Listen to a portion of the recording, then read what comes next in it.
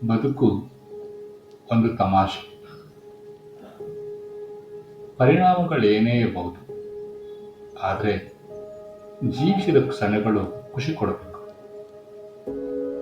ಎಲ್ಲರೂ ಇಷ್ಟಪಡೋ ಥರ ಬದುಕಲ್ಲಿ ಸಂತೋಷ ಹೆಚ್ಚಾಗಿರಬೇಕು.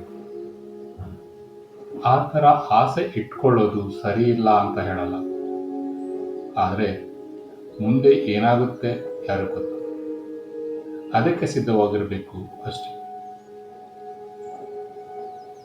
ನಮ್ಮ ಬದುಕಿನ ಉದ್ದೇಶ ನಾವು ಯಾವುದಕ್ಕೆ ಪ್ರಾಮುಖ್ಯತೆ ಕೊಡ್ತೀವಿ ಅನ್ನೋದರ ಮೇಲೆ ನಿಂತಿರುತ್ತೆ.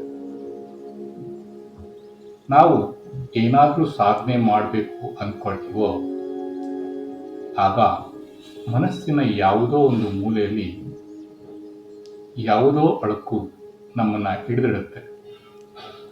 ಅದಕ್ಕೆ ಯಾವುದನ್ನೂ ಪ್ರಯತ್ನಿಸೋ ಇಷ್ಟ ಇಲ್ಲ.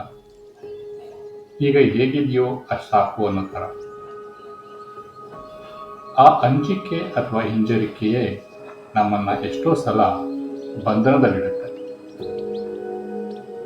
ಆದರೆ ಏನಾದರೂ ಬದಲಾವಣೆ ಬೇಕು ಅಂದರೆ ಎಲ್ಲವನ್ನೂ ಮೀರಿದ ನಮ್ಮ ಮೇಲಿನ ನಂಬಿಕೆ ಮೊದಲು ನಮಗಿರಬೇಕು.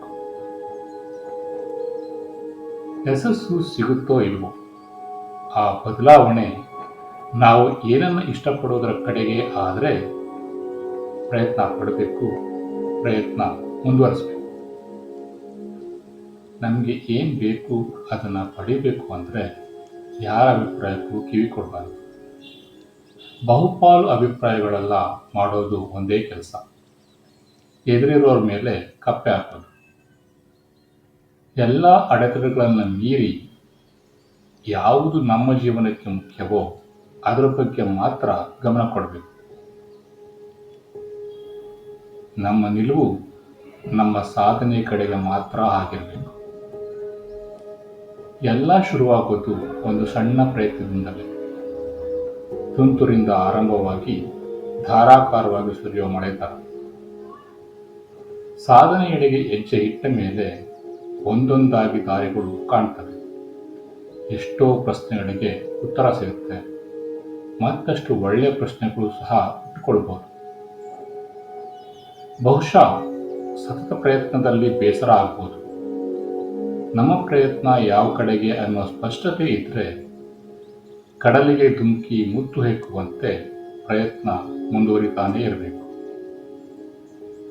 ಬದುಕಲ್ಲಿ ಎಣಿಕೆಗೆ ಎಟುಕದಷ್ಟು ವಿಷಯಗಳಿವೆ ಕಲಿಯಲು, ಬೆಳೆಯಲು.